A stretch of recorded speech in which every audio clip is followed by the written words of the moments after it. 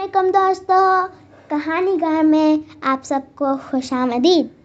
آج کی کہانی کا عنوان ہے پیارا وطن۔ شروع کرتے ہیں۔ آج 14 اگست ہے۔ امار کے اسکول کو جھنڈیوں سے سجایا گیا ہے۔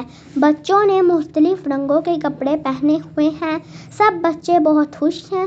اسکول کی ہیڈ مسٹریس نے اس موقع پر بچوں سے باتیں کرتے ہوئے کہا، پیارے بچوں، ہمارا وطن پاکستان 14 اگست 1947 کو بنا۔ قائد اعظم اس کے بانی ہیں۔ اللہ تعالیٰ نے پاکستان کو بہت سی نعمتیں عطا کی ہیں۔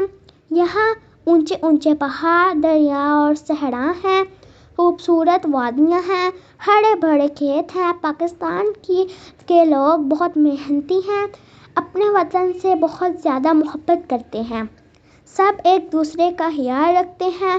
انہوں نے دعا کی کہ اللہ ہمارے پاکستان کو ہمیشہ قائم رکھے۔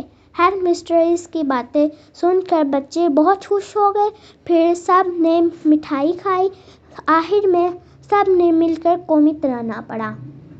اگر آپ کو یہ کہانی اچھی لگی تو لائک، شیئر، سبسکرائب کرنا مت بھولیے گا پلیز۔